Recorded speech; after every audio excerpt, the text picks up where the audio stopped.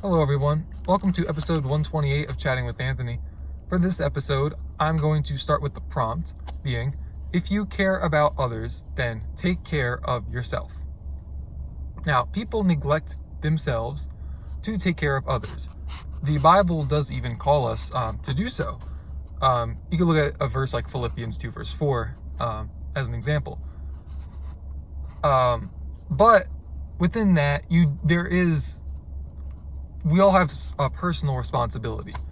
And I believe that a part of understanding how to take care of others is understanding that God is not asking you to rid yourself of your personal responsibility per se. He might be. That's a relationship thing between you and him. But he might just be asking you to add on someone else's personal responsibility to yourself. And managing it together. You might be doing that because maybe you have certain skills that this person lacks, and you being there for them and taking on those responsibilities greatly would improve them in a certain area.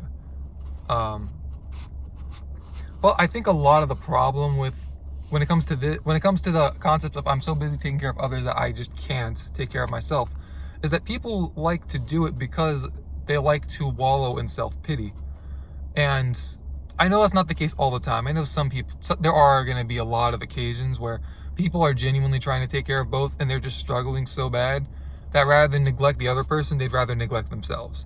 And that's a lot more noble than just wallowing in your own woe is me, the world's out to get me kind of mindset.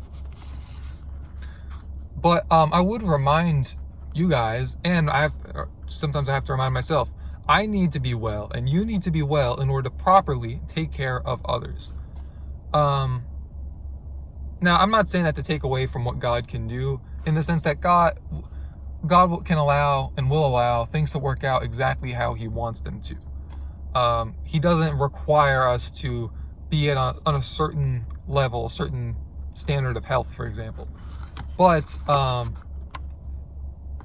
He does expect you to, nurture yourself, nurture your body, as I know it also says somewhere in the Word. I believe He is calling us to show true love to others.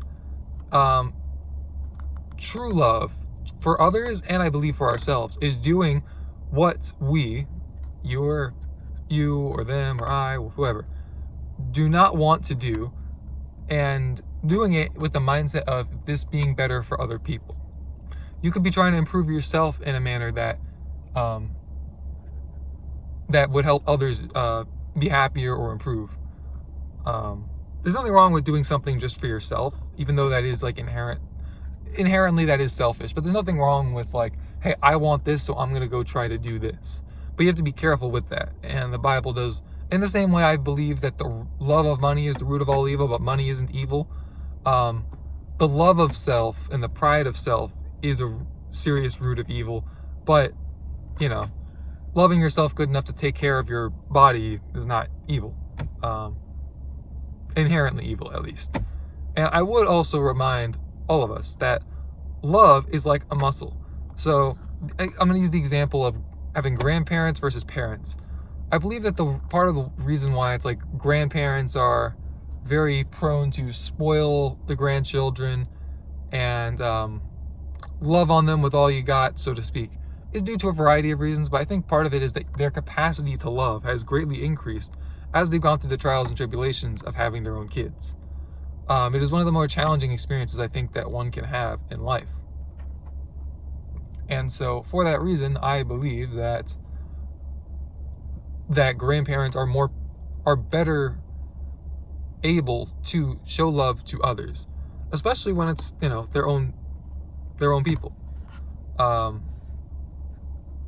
So yes, work love on yourself like you would when you're working on yourself at the gym.